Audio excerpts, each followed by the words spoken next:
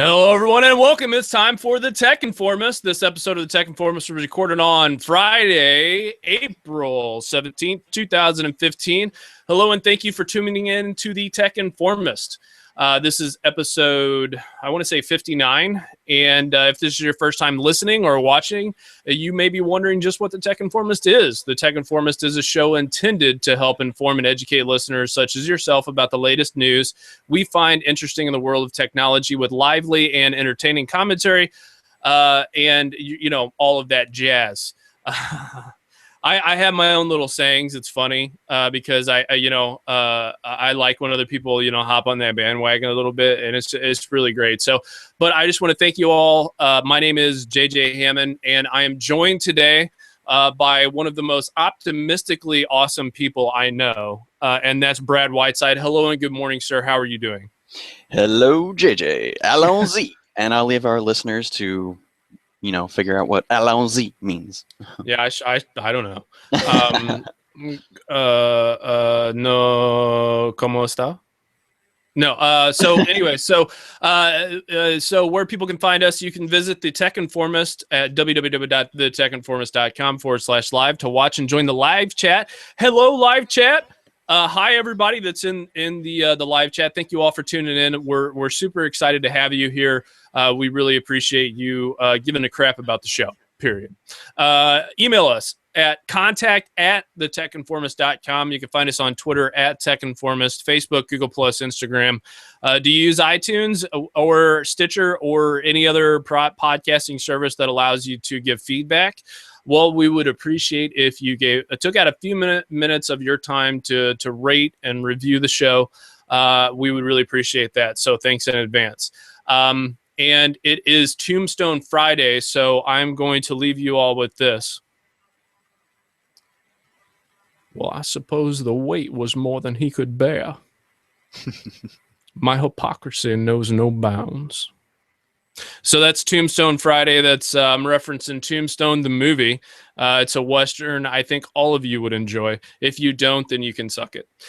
So time to move on to the tech news of the day. First up, what we're going to do with this show is a little different than what we normally do, which is we read the news that comes out from the tech industry, and then we inform you about it. And I wanted to take out some time with Brad because I felt like this was a subject that we could talk a lot about because it was both relevant within the time of this week and with all the different stories that has come out this week about antitrust and about privacy. One of the frustrating thing sometimes in the tech industry is we can become so consumed with specs, like the spec wars, market share numbers, ecosystems, and just different stuff like that. And one of the biggest things that have always been frankly, it's always on my mind is how is my data being broadcasted, and what it really means to have the physical self like me, like that I'm touching right now, and then the virtual self, the one that's out there forever in the ether, right? In the internet, on servers and databases across the world. So we're going to talk about those subjects today. There's stuff that I think both our listeners, you guys and gals who listen to the show, and Brad and I, and even Kevin, we all feel very strongly about. So, Brad, we talked on Wednesday about Google's antitrust stuff, and we were like, well, we don't really know. No, frankly, we don't really know what we're talking about a little bit when it goes like into the weeds, like in depth, what's going on. We knew what we were talking about to inform our listeners on kind of what was going on, but we really wanted to do a little bit more investigation on what exactly it meant, for, let's be specific, for the Google antitrust stuff with the Google search situation. So after I did a little bit more research, I'm just going to go ahead and go into that. So it turns out that Google has 10 weeks before to respond to Google's to the EU's Google antitrust situation.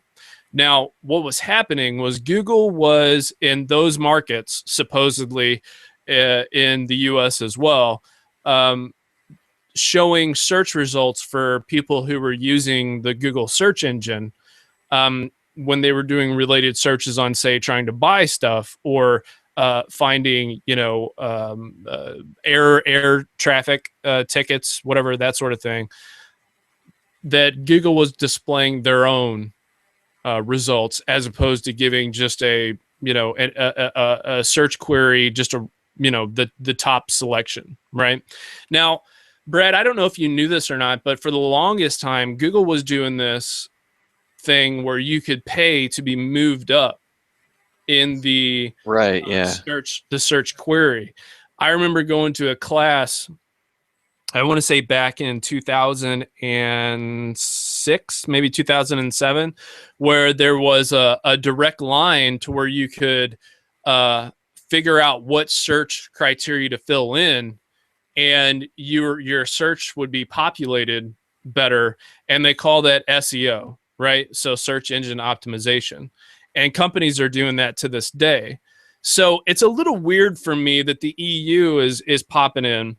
But what they're saying is they're like, well, Google proper, meaning that it wasn't like me, like as an individual, going in there, making sure all those things are filled out and then being able to go to the top, right? It was Google going, oh no, we're going to put our services on top before your guys' services. So what's your thoughts on that?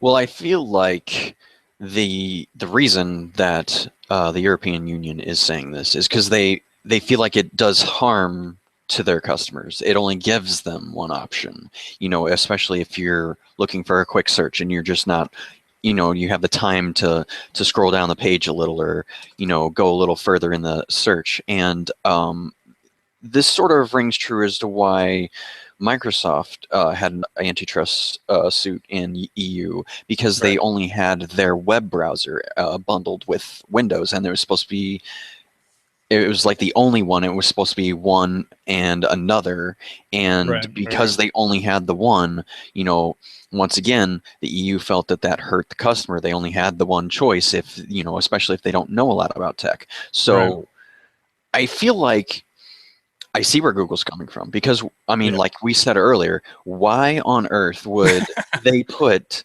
different services before theirs, especially if they have that said service? That seems kind of silly because, I mean, that's their bread and butter. So this is a tough case, but because it can go either way in multiple directions.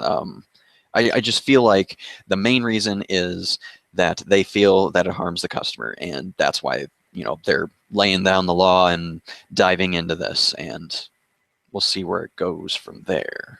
So let's go back to the Microsoft situation back in the early 2000s, 2000s, well, 90s or whatever, late 90s, early 2000s. So Microsoft was fined $2 billion back then. Now that's kind of a lot of money. Even back then, I'm saying back then like it was the 30s or something, but I mean, you know what I'm saying? Even back then, it was still a lot of money. In internet days, it was the 30s. Yeah, that's true. So they were hammered a little bit from Congress here in the States. Not so much with Google. This time around, you brought up the subject of the FTC situation. Yeah. Here in the States. Yeah, that was put to bed pretty quietly. And I sometimes wonder if that's put to bed by Google going, so we have this file on you, not a physical file anymore, because those don't exist, because I mean, who uses paper anymore? But we have this digital file. I'll show you some nudity pics that you took and you had no idea, but we saved that just for special occasions. So I thankfully have never done that, but I know other people who have. And I watched the This Week or whatever with John Oliver or something like that, and he was talking to Snowden, and that was a hilarious interaction because he was talking about those pics. But so I kind of wonder if sometimes Google, like if there's like a shady guy, that meets with you and shows you on his phone like all the crazy crap that you've done. You're like, okay, we're not going to charge you. You're fine. Go ahead. Nothing to see here, folks. Like the cop from South Park. Nothing to see here. Move on. So it's yeah, Daryl, that's hilarious. So Microsoft was hit with a $2 billion fine back then, and one of the things was, like you just said, that, but they were given time, a little bit of time to change their ways or whatever, right? And they didn't exactly hit that. So right now, and here's the other thing that was different is that in the States, they're given a chance to fight the allegations. In the EU, in Europe, they're not given a chance to fight, right? Like, it's not one of those things where it's going to be a courtroom drama. Like, you got 10 weeks to come up with an answer, and then the head of the EU's protection bureau, or whatever they call it, they call it something else besides that, but don't screw you for the, if you're going to judge me based on how much I don't know about that specific name of the thing. But the point that I'm trying to make is, like, they're going to make a ruling and then that's it. Like, there's no more like back and forth. Like, they're going to say, look, you broke our antitrust laws, done, and that's kind of interesting, right? 10 weeks is a good amount of time. I think that's plenty of time for Google to get their stuff together and present, as their case as it would be. Right. And also along those lines, I mean, something that just happened recently with Microsoft, they had SkyDrive, and just because it had the name Sky in it, they're like, well, you can't do that. You can't do that. And it's like, it was one of those head scratchers. Like, there's not even in the same business and you couldn't do that. So for Google to get out of this, I don't know if that's going to happen, because I don't think so, they are pretty strict over there. They care about their people, and fair enough. Not saying that the U.S. doesn't care about ours. That's not what I'm saying. I'm just right. They're really strict, and they're trying to hit the nail on the head. Well, I think they're less swayed by, and they're less swayed by money over there per se. Yeah, I agree completely. And I think they're more beholden to their constituency a little bit, because you've got a foreign company like an American company. It's real easy to go, oh, freaking American capitalist pigs coming over here. It's real easy for them, right? Because there's a big sea between us, and there's a lot of cultural differences and whatever. So it's just really easy to demonize, the white devils over here. So it's just easy for them to do that. And I think that that's pretty a pretty non-controversial thing to say for them over there to say this. Now, on Wednesday, I brought up the question of, why is it a big deal that they even did this? Because I brought that up and we talked about it, like, why, what the heck, So the difference is this. So I didn't know this, but because the argument is, because Google is literally the interaction with the internet for most uneducated people and even educated people, because there are significantly less competitors in the marketplace of access to the internet. That is why it's antitrust. Like, when with great power comes great responsibility, that type of thing going on. Essentially what these agencies are in place for is so that even, Teddy Roosevelt back in the day, one of our American presidents, busted up a whole bunch of monopolies back in the day, because there has to be a people's agency that protects us from a monarchy, essentially, of corporations that say, we can do whatever we want and there's nothing you're going to do about it. So what Google was doing is they had these crazy market share, like we're talking 90 and higher percentage of the search market. And they were like, well, we dominate. So not only do we dominate and we get all this money from this domination, but we're going to go a step further. And it's like when a thief, they, and they're whatever, and they're like, yeah, I got greedy, So that's what happened, like, people get greedy and then they get caught, right? So they get caught with their hand in the cookie jar, so to speak. So am I making sense, Brad? No, absolutely. It's exactly what happened once again with Microsoft. You got cocky. Nothing could all right? stop, yeah, You got a little nothing could cocky. stop them, or so they thought. And well, for example, like we were talking, I believe, with the browsers. You know, in order to use certain sites, you had to use Internet Explorer. Right. Well, that got everybody using Internet Explorer. Sure, Yeah, you know, yeah. and it's still to this day one of the most used browsers. Love it or hate it, It is. but Yeah, you're right. Mm-hmm. it destroyed Netscape. Whether that be good or bad, Right. we don't know. We'll never know. But you know, those kind of actions are, I think, toxic in our society, to have a corporation that has so much power that they can do those things. Right. Now, Right. you know, with there being what we call the big three now, I mean, iOS, Android, and Windows, you know, now there's a little more balance. They're all good at certain things, and Right. I love it. agree. I think it gives everyone plenty of choice, and I welcome more choices if somebody can present even better product. But you know, with what's going on now, that 90, like you were saying, that 90% in Europe, that's nuts. Like, It's insane. yeah, that's you know? Windows Yeah. territory for Yeah. you know, back in the Desktop. 90s. So Yeah.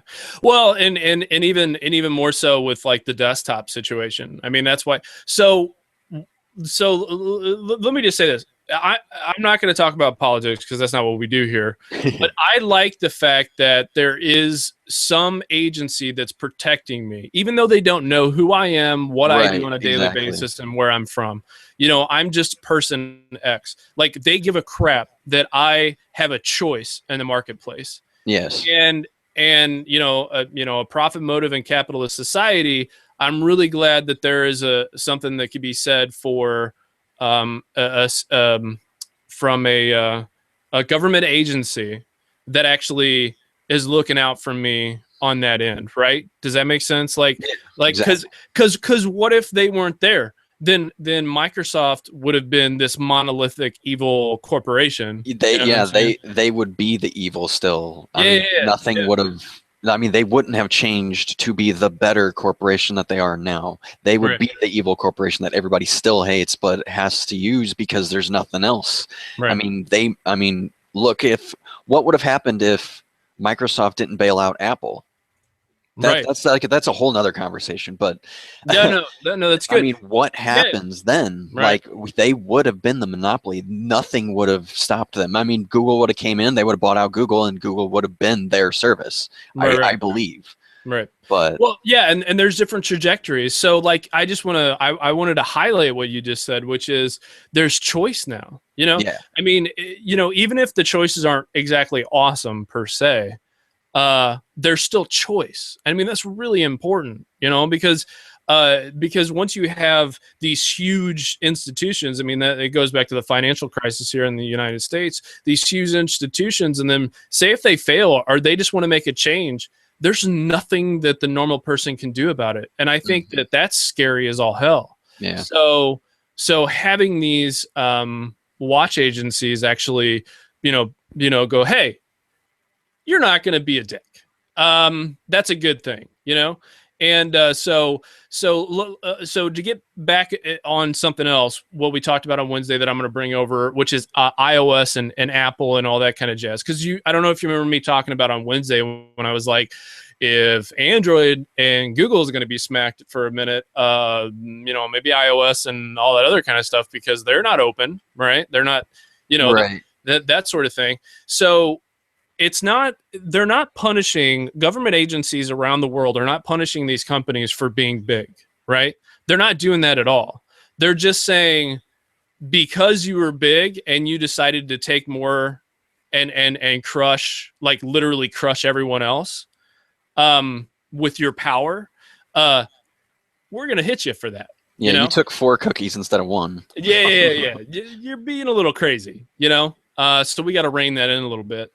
That's good. I think that's good. If you disagree with that, that's fine. I don't care. But I mean, I think that's a good thing. So when we're talking about iOS, so I found this article back from 2010. The European Union actually did a full-on investigation into Apple's App Store policies, and how there's for developers to use wider range of tools when coding for iOS.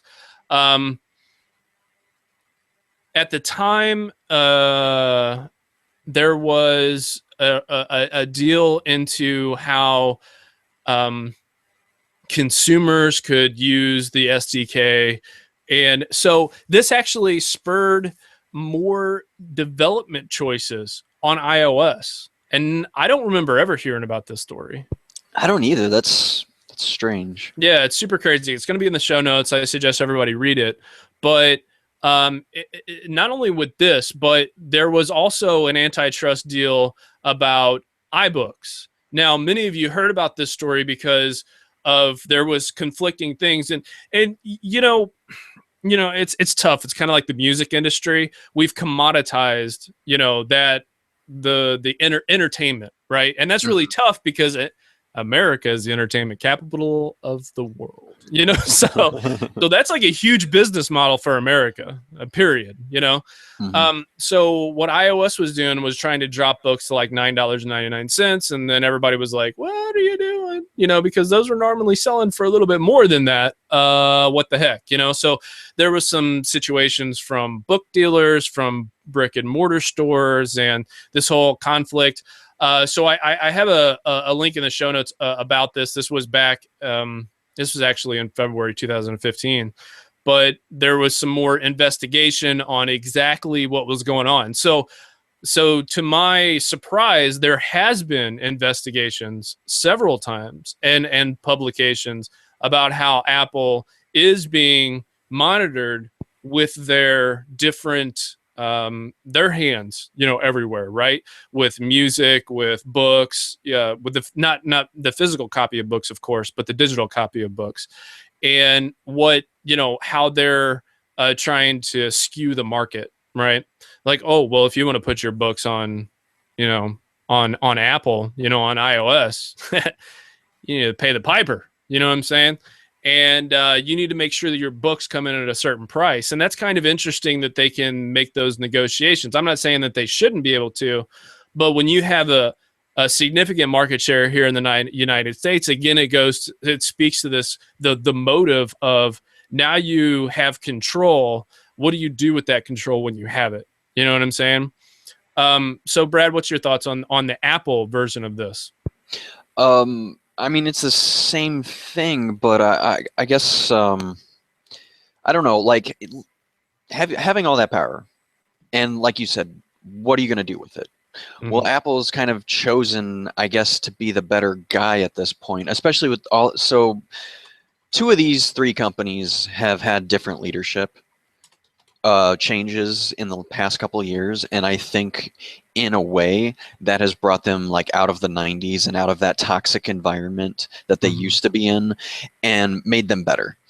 Right. I can't say the same for Google because I don't know as much about Google.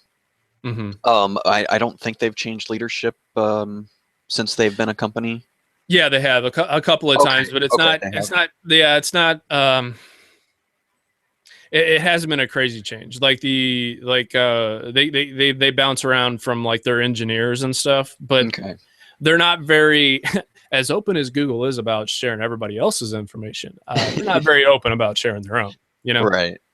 But I mean, anyway, with what they have done with the App Store, I mean, in a way, it has kind of made us better. It's given a place for all of these developers and all of these people to go and sell their product at one single store. And when you have all of that, essentially power of people, using your products, then you have all those people also buying products from other developers and third parties, movies, books, TV shows.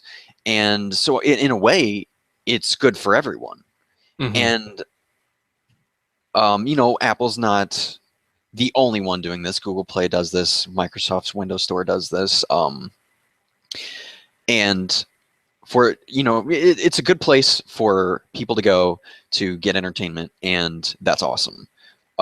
Because without, I think, Apple taking those first steps, I don't know if we would be there yet. Right. And everybody knows that Apple likes to be the first, so or try Right. to.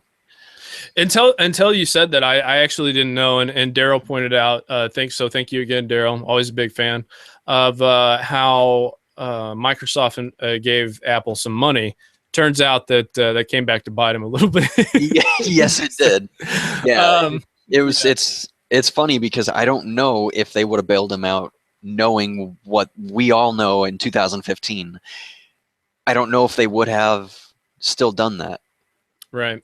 I don't know. Well, and so here's some of the other situations that's going on right now currently. So we were talking about the past, but we're talking about right now.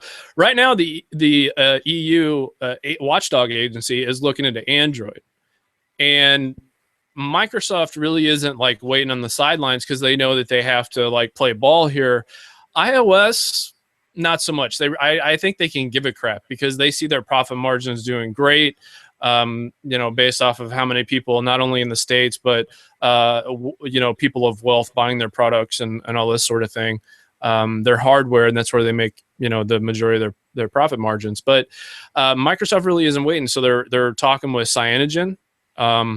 They mod Android, the open version of Android system, to put their Microsoft and Cyanogen are working to do their stuff. But then I read another article saying Cyanogen is like, no, we're just working with them.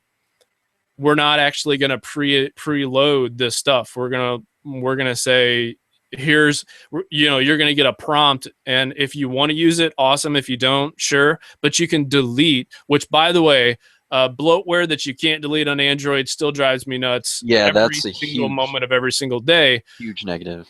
But if Cyanogen's saying, look, guys, don't freak out, Microsoft services and apps and stuff you can delete, that's not an awesome relationship. You know what I'm saying? No, I mean, not really. yeah, so for people who are just really trying to cling on to any hope whatsoever of Microsoft making it in the mobile landscape with Android and trying to fight off all this other kind of stuff, stop looking to Cyanogen. That's not a good play here. I mean, you need to stay in your lane, but especially with Verizon and AT&T removing Microsoft services from the bulk of devices that they bought from Samsung with the Galaxy S6 and the Edge, right? How is that not, some version of – well, anyways. So we could get into – but this speaks to how we could get into each one of these guys breaking the law. So why aren't each one of these guys being why isn't each one of these companies being brought forward in the tech community to say, hey, your control is not welcome here, right? Well, I feel like we're going to start to see that in the US from cable companies and from broadband and any internet service provider. I think if we were to choose one of the carriers to check out first, I think Verizon would be number one on that list. Yeah. They're big. Yes, you get great service, but are they, cannibalistic on some of their ideals and what, some of their practices? Same goes for, what is it? Time Warner Cable and the other one, Comcast. Are they like merging yet, or did they not do that? They're still trying to, yeah. All right. Well, I mean, what if they become this big, monolithic force to be reckoned with? I mean, the reason they were ever given monopolies to begin with is because they said they were going to lay infrastructure, and now they're crying about, oh, there's open internet, so now we don't want to, lay infrastructure. It's too expensive. But from what I've heard, it's not. Well, it's really not as expensive as they say it is. So that argument is no longer, valid, and they need to really, look at what they're trying to get back from us, I guess, because like we were talking about on Wednesday, it's either this or they're going to get strong competition from everyone else in the US that want to make their own internet service provider in their own, districts and sections. Right. So I went off on a tangent off the wall there. Sorry. No, dude, you set me up for my next point that I was going to talk about. First of all, thank you, chat room, for going crazy nuts right now and just like talking. I love watching the feed. It's great. Specifically to your point, I'm gonna hop back over to the Apple story and tell you guys just one thing about it. Apple is actually like through all the shady ways that you can think of, supported a judge that agrees with them in the circuit court thing, like in the news article that I read. Oh, right. So let's talk a little bit about this. Okay, so the reason why we haven't seen a whole bunch of fighting with all these other companies who we can plainly see, like AT&T, Verizon, Comcast, and all this other kind of, we can plainly see that they have a monopoly on the market. Why aren't we seeing them? Money. Because they are able to donate unlimited funds to specific candidates who, I'm going to call BS on the whole thing, where it's like, it's illegal for you to just outright say, hey, I gave you money, so I want you to do X. But it's okay for them to give you money and then the big wink, right? Wink. Oh, I'm just supporting you. Right. You're expecting something. Yeah. If somebody loans me like, $1, I feel kind of beholden to them to do something nice for them, right? Or at least, and eventually give them that dollar back. Yeah. So how do you give them that dollar back? You either you sit on the sidelines and like, oh no, it's fine, go ahead, let that happen. And then billions upon billions of dollars are made. And here's what's frustrating: it's made on the back of people, right? Like we could talk about how CEO pay is like crazy disparity between like the workers and CEO. By the way, if you want to support something that's really cool, I thought this was a BS story, but that whole $70,000 a year medium salary pay for that company in Seattle, the CEO, who was making like $1 million, jumped his pay down to $70,000, and over the next 3 years, all of his employees, their base pay starts at $70,000. That's awesome. That's like, okay, so that's like what Nintendo has done. Nintendo has been in the hot water. They've been struggling. Their CEO cut his pay in half because he wanted Nintendo to survive. Like, why don't we have that in the US? We don't see enough of that. We need that, like, for us little guys who don't make that. Like, it's just that little glimmer of hope, like, oh my goodness, somebody actually cares about their, employees.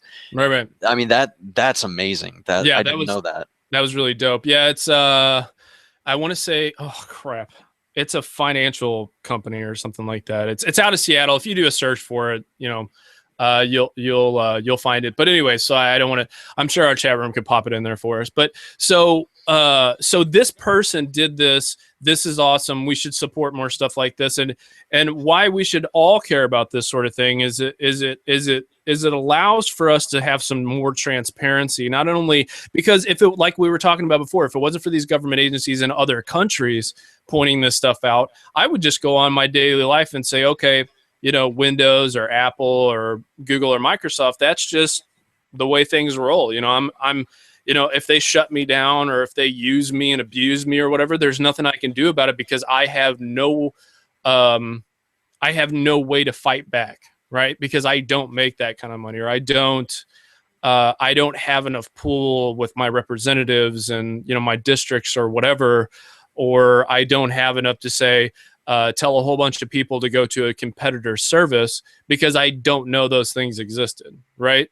So money and policy and how all of these companies, why we shouldn't give just one company this monopoly on the system is because that one company with their gob tons of money can affect, elections, policies, and outcomes that affect us all, So I'm going to move on over to privacy. One of the stories that I talked about on a previous episode was Verizon had something called a super cookie, and that super cookie for Verizon, if you don't know what a cookie is, you go look it up. But what it did was every internet search you did, no matter what browser you used, you had to use Verizon's data connection. So it sat on top of your already existing either LTE or CDMA or whatever connection to the overall internet. Okay.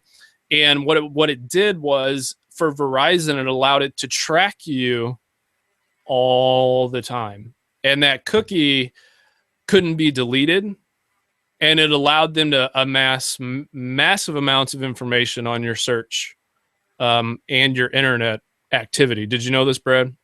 Yeah, I remember reading about that, and so this is another instance that we could go into with antitrust. Like this Sure. is, in Yeah. my opinion, kind of super evil Right. thing going Right. on here. Like Right. they get to watch everything you do. I don't think so. That's not right. That's not how we roll here in the U.S., Yeah, I mean, so because to your thought speak. is like we pay them for a Yeah, service. we pay them for the service. We're supposed to Yeah, be trusting them, and here they're pulling like what almost like what Lenovo did, I know. and there needs to be backlash. We have voices on the internet now, which is another thing. Like, what is it? The it's always the vocal few or whatever.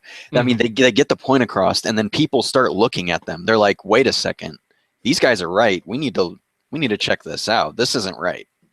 And I think if enough people say something, that it's going to get the right people in the right places to start looking. And I feel like it needs to happen now, especially. Yeah. So like with T-Mobile, I know that their network's not incredible. They're not great, but they're doing something that I really like and stand for, and that's shaking up the environment. Same way with Sprint, even. I mean, they're not incredible, Hmm. but they're trying to shake up the competition, and it's kind of working. And that's good. That's really good for us Hmm. customers because over in Europe, they pay next to nothing for internet compared to what we do. And that Right. needs to happen here. It really does. All right. Well, so that plays on something else. In politics, it's been like completely blown out of proportion. And again, I'm not going to talk about that. I just want to make note of this so that people know where I'm coming from on the technical side. Is the federal government subsidizes for these tech companies to run um, high-speed internet and data connections to their towers, to they easements. I don't know if many of you know this, but an easement, a communal easement, like a government easement, allows for a company to say, like an electric company or a broadband provider, to dig up some of your yard or cut down some of your trees or whatever to run lines because it exists on what's called an easement. Okay. Now, if it wasn't for the tax-paying public, and if it wasn't for the citizens, um, and paying their fair share and all this other kind of stuff, these companies wouldn't have, they would have to buy, like back in the day the railroad did, have to buy out people's land to run these lines through. Okay, so now there's just easements, and they're public easements that are used for utility lines like sewer, water, and all this other kind of stuff. So we subsidize their company's expansion, and then the company turns around and then charges us for it again. So we're going to get double whammied for it, right? Which is okay because, the cost of materials and goods and services and all this other kind of stuff is expensive. However, they're not paying the full price for it, because if they were, then they would have to give me a check every time they came out to the house to run stuff through the yard. So we're financing their ability to do that. Not only that, is we're financing their ability to use the roads and bridges and highways they use to ship their trucks across the states and all that other kind of stuff. So in the EU and in Europe, the reason why they pay next to nothing is all of that has been socialized. So it's not individual companies who get to hugely benefit from the way that the socialism type of activity. I mean, they still have capitalism, so to speak, over there, but the other way is over here. It's more of the capitalist model where we have to do it through subsidies. That's why gas and ethanol and all that other kind of stuff is the way that it is over here. So what's really tough is when you have AT&T suing that whole net neutrality stuff, and then the government suing AT&T because it's like, wait.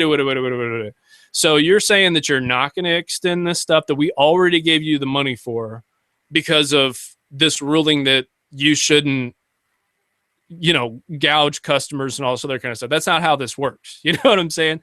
Right. So that's why it's a little frustrating, because they're using the subsidies. So you know what? If you don't want to be underneath regulation, then don't take the handouts that come with using the government. Does that make sense? Yeah, exactly. I mean, they're using money that they've already been given, like you said, and then they're turning around and saying, well, we want more because of this reason, or, well, we Right. need to cut down the regulations because of this reason. And it's like, no, you don't. Yeah, you really need to step back and really look at what you're going to be digging yourself into. Right. I don't think you want that, but yeah. So it's this weird. I don't know. It's not weird, but I mean, it's very plain to see how this works. But what sucks is the general public doesn't have enough time in their day to be no, able to care about this, because everybody's working their tails off, right? Everybody's doing their thing, and when they hop on the net or whatever, and they just want to have fun, enjoy their lives, this sort of thing, and they don't want to have to care about this sort of stuff. But unfortunately, that's what these companies bank on, and literally they bank on. They make their money on it. That's why we have people like us. That's why we have people who pay attention to what's going on in tech, and people that have loud enough voices, hopefully, to say, hey, this ain't right. We need to change this. Yeah. So if you want to find, and so the agency that pointed out Verizon's super cookie is called the Electronic, I want to get this right. Electronic Frontier Foundation. Their slogan is defending your rights in the digital world. Go check out EFF.org, and you can find out a whole bunch of stuff about their privacy advocates. That's pretty cool that they took out time to dig deep and then talk about this story. I think that this was really important for us to be able to explain to you and to ourselves that this is in fact the way that it's going down. That how these companies and all this, I would have had no idea. I would have not known if I was a Verizon customer that this was going on with my data, and Daryl, you're right. That totally sucks that, what was it? Radio Shack that we talked about on Wednesday was just totally trading our data, But that's where it is. That's where it is right now. I mean, and that's what's scary about these cloud companies. It's like, Amazon Web Services, you got Google's cloud, you got Microsoft's cloud, and all this Azure and all that. It's like, Google has the slogan, "Don't be evil." I mean, they have that slogan, yet there's several cases where they were in fact evil. And I know that they're a ginormous company now, and it's one of those things where they were like the Microsoft back when we were talking about the antitrust for them.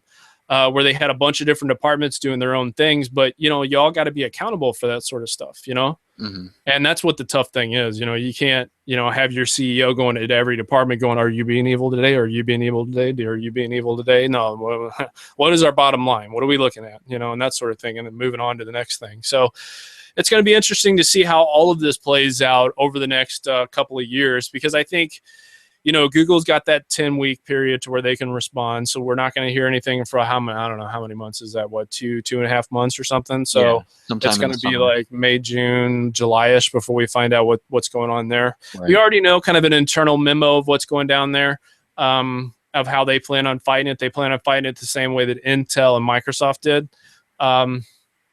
But then if they look into Android is a much bigger deal by far to Google than just the normal competitive searchy stuff. You know what I'm saying? Yeah, absolutely. So with their Google Play services and all that kind of stuff. And then, that it's just going to be a really interesting space to watch. So we were talking about privacy, and I think it goes to the antitrust stuff. But I think we covered a lot of good content today. What do you think? I had a good conversation today. No, absolutely. Real quick, what about that Yahoo and Microsoft story? Yeah, let's talk about that. So I was concerned because last year there was as was I. Last year at the National Small Business Week, one of the biggest things they were talking about at the Microsoft Store was how you could do Bing advertisements. Okay, so you spend money to advertise with Bing, and Microsoft was in a story a couple months ago, or a month or two ago, I don't know, I lose track of time, it's one of those things, but about buying the ability to get around ad blockers for internet browsers.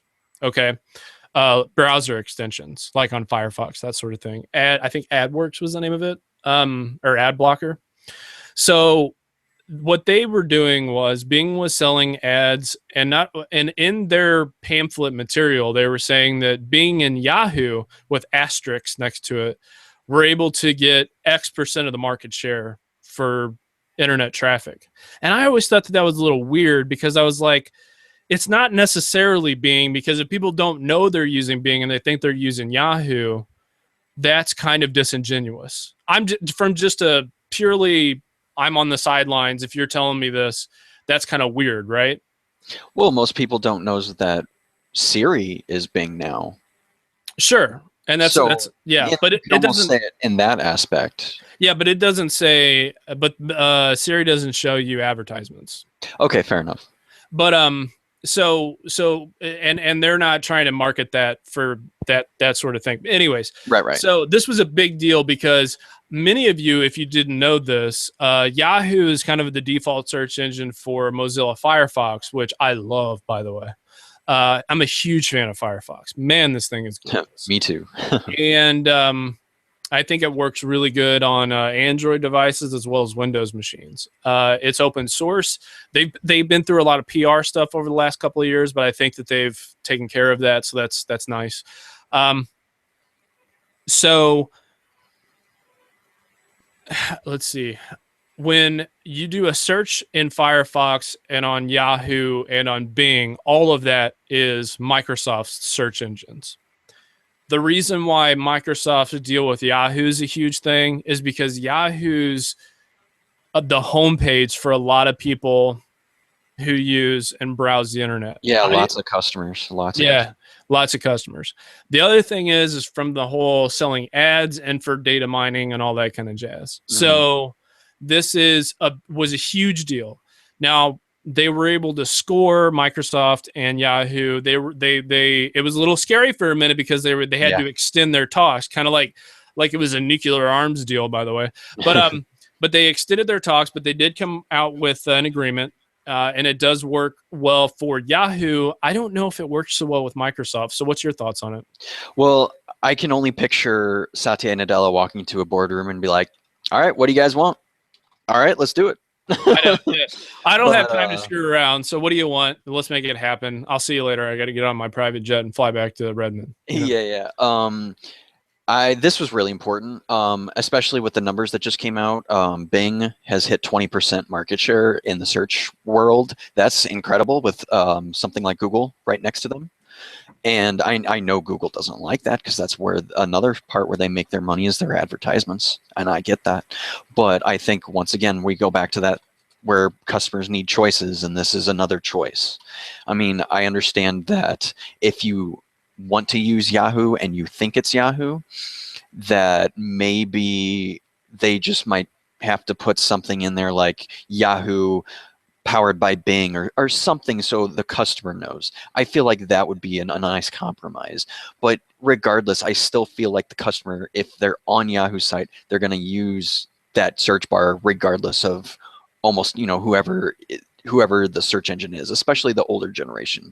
They like coming up to that homepage. It's got all the news. Sure. And for them to have to switch over to a different site just to do a search is silly, when there's a search bar right there and they can just do it right there.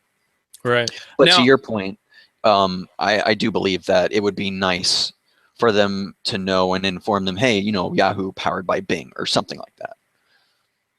Right. Yeah, that works for me.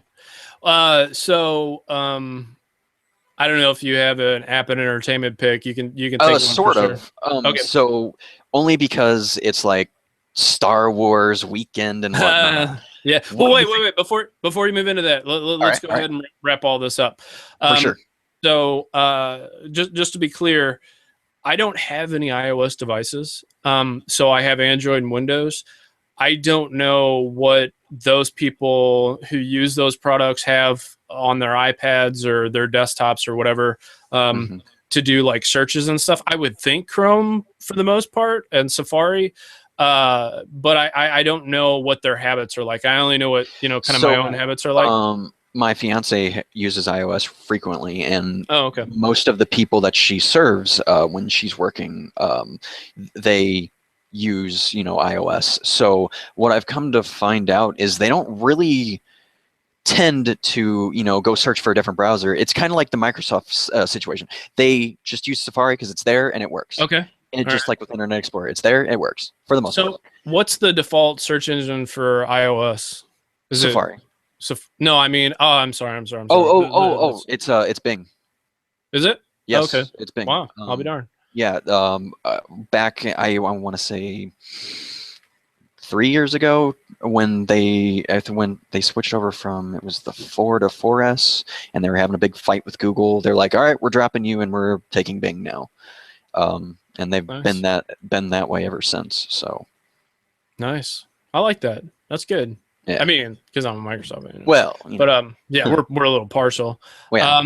But okay, that was interesting. That's all I want to know. So so to wrap up this conversation, privacy, antitrust, they're kind of similar, and I didn't realize that hand in until I was hand. doing some research into this. Before we kind of brought this up as a topic on Wednesday, and then talking about it now today. So thank you all for your contributions to the show, and Absolutely. the chat's been great, and thank you again, Brad, for just really, we were just kind of expanding our minds here a little bit on this Friday. Yeah. So it's been a little fantastic, but yeah, let's go ahead and hop into Star Wars. I gotta say, I'm a huge fan of all the movies, and I take some flack because I like all of them. So I take some, oh, you like the first three? Well, not the first three, but the prequels or whatever. I was like, yeah, I do enjoy them. I really do. But I think that's more because the Force is just totally awesome in no matter what form. You're like me. You really like that universe. And, I get why people don't like them. And if you want to turn your nose up at them, that's fine. That's your choice. I'm not going to tell you how to live. Yeah. I enjoy them for what they are, but I still like the originals more. That's me personally. And from what we've seen in the trailers, I think, I'm already sold. JJ Abrams, let's do this. Let's put out this amazing product, and let's bring back Star Wars, so to speak. Well, I mean, did you see the new trailer? What did you think of it? Yeah, I mean, are you kidding me, dude? Yeah, I mean, that's a silly question. I know. Yeah, but yeah, Jar Jar did suck ass. Yeah. Yeah, it was weird, because it connected with my younger family members at the time. Jar Jar did, just because he was a goofy character. Well, right, and that's a new. But I think that was the point of him. Exactly, it was trying to introduce Star Wars into a new generation that's never known it. Yeah.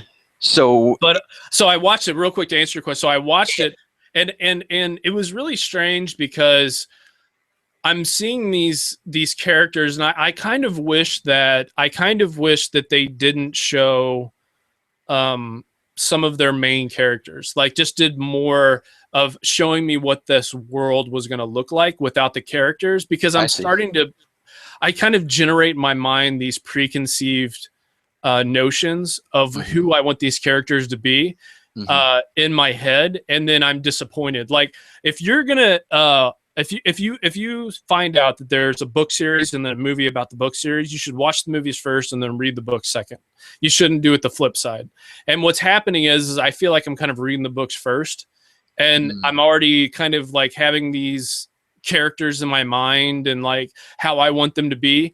I don't want that to be done. I don't like that.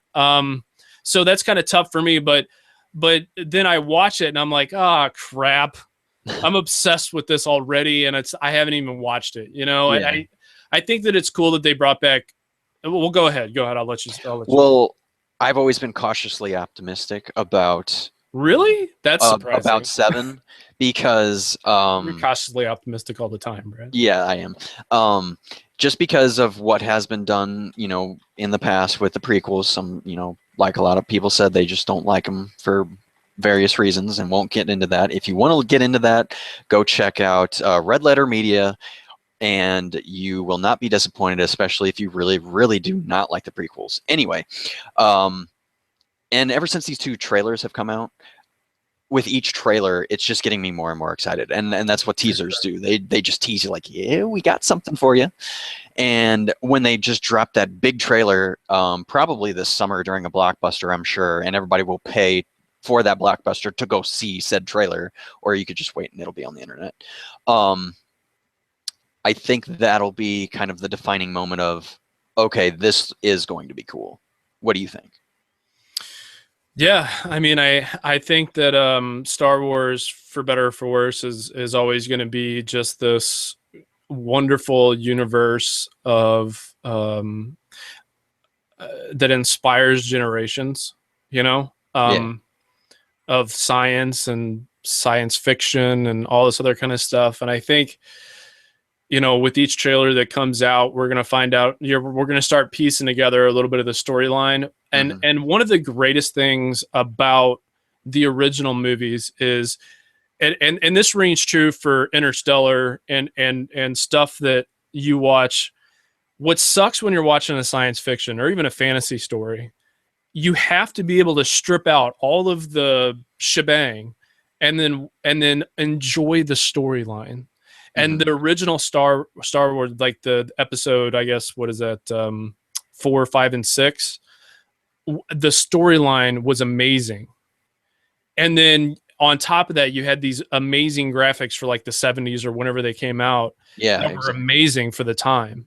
So I think that the storyline is going to be really good, because I think that Abrams does really good. Like, just look at Star Trek, the Return of Star Trek. Yeah, absolutely. The newest version of that. Awesome story. You know, I really enjoyed the stories, and they were a lot of fun to watch. I can only imagine that the stories are just going to be phenomenal in these new ones, because the Avengers, the same Disney Corp that did the Avengers, is doing, they say yes or no to the final release of this thing. The storyline, I bet you, is going to be gorgeous. So when you couple that with lightsabers, you can't go wrong. Yeah. You just can't. I mean, I feel like he's getting ready to, like, here, take my hand. I'm going to take you on this journey with me. Yeah. And I think we're all going to just be like, let's do it. I really feel like he's going to do well by the franchise. And I think he did a good job of bringing back some of those characters that aren't all CGI, like the Muppet things. That's one of the big reasons why people don't like the prequels, is because everything was shot on a green screen.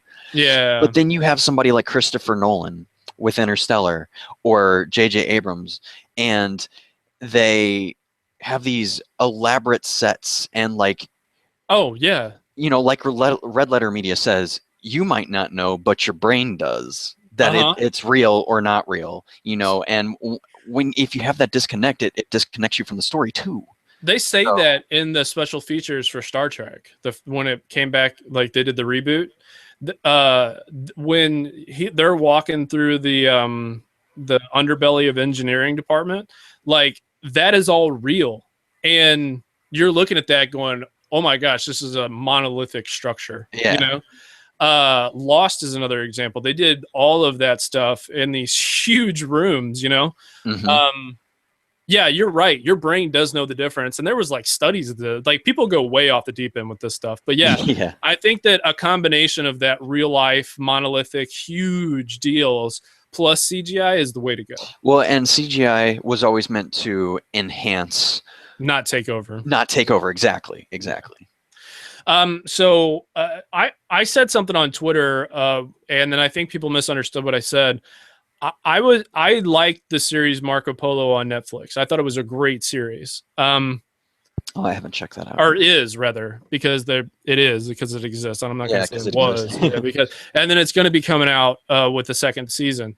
I put out on Twitter, I was like, I'm surprised more people didn't like it. What I meant by that, which is, there's not a lot of good reviews on it, yet I thought it was freaking awesome. So I don't know what the reviewers were thinking, but I thought it was an awesome series. I'll have to check that out. Yeah. I mean, it's not as graphically as intense, sexually speaking, as like Game of Thrones. There's like no rapes and incest and all this other kind of jazz. There's some sex scenes and stuff, but they're not like, you know, a part of the story. Yeah. They're a little bit more necessary to kind of explaining the story and who some of these people are. So whatever. But so there's nudity for people who want it. It's there. But it's not like one of those things where it's like, yeah, that wasn't necessary. You didn't need to do that. But anyway, so the storyline is really good. It's interesting because I haven't seen a storyline where the main character and what the series is named after isn't like isn't like the main character is the main character. And when you watch it, you're going to know what I'm saying when I say that. Like, everybody has equal parts in the story, which is really awesome, because if there's one thing I hate is like one character having like so much attention in a storyline. It drives me nuts. Now, for certain episodes, you know, okay, well, this is their episode, you know, they get to take the limelight and whatnot. But like, you know, I get to what you're saying. That's cool, because that's, in a way, I think we're moving away from like main characters taking everything. So like, for instance, The Walking Dead, you know, Rick Grimes he's not always in the camera every single second of every episode. Yeah, exactly. And with Game of Thrones, there's all kinds of different characters. You know, there almost isn't a main character. I mean, you sort of can gather that like certain ones are kind of the main characters, but they're not too. So yeah. I can't wait to watch Daredevil. But anyway, so on the Netflix, so watch Marco Polo. All of you, you will enjoy it.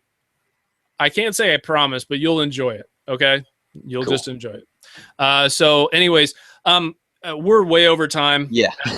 So I just wanted to say, Brad, thank you.